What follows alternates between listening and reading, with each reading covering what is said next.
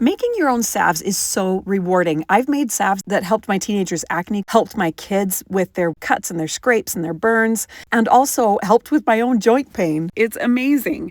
I've been making them about 2 years now, and I'm going to show you the easy way that I do it.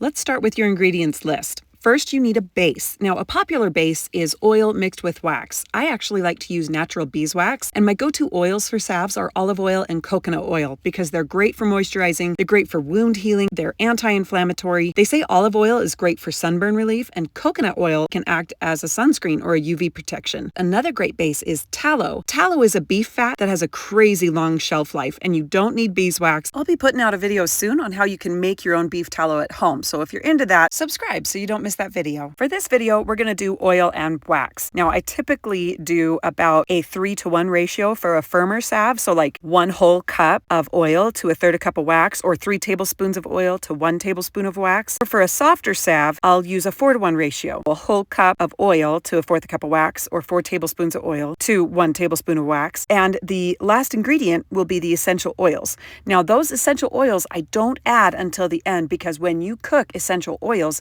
you can lose a lot of the potency, so I like to add it at the end. The first step is to pour the oil into the mason jar. I'm doing 1 cup here. Then add your wax to the oil. I usually do this before I put it in the pot, but I forgot, so better late than never.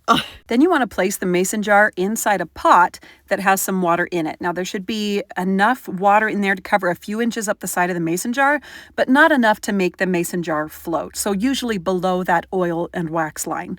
Then you want to boil the water, and every now and again, give it a good stir while you're waiting for this to boil, okay? You want the oil to heat up enough to melt the wax, and sometimes this takes a while. Now, once the wax is completely melted, give it one more stir and remove it from the pot. Quick reminder here to turn off the stove and move the pot of boiling water off of the burner. While it's still hot, now you can add your essential oils, okay? You can add them directly into the jar, or you can pre-mix them to have them ready to go. Doesn't really matter, but sometimes I mix my oils in a separate jar while I'm waiting for the other oil and wax to melt together. Now, it's really important that you don't use too much essential oils. For my 1 cup of base, I am using about 10 to 15 drops of essential oil. I would not use any more than 20 or 30 drops, okay? You've got to be careful. Some of those oils are super potent, and the last thing you want to do is make a skin salve or a lip balm that burns you. Once you have your essential oils mixed with your base oil and your base wax, you want to make sure that they are very well blended. So give it one more solid stir to make sure that all of those oils are mixed into the salve. Then pour the mix into your storage containers. I'm using these glass jars.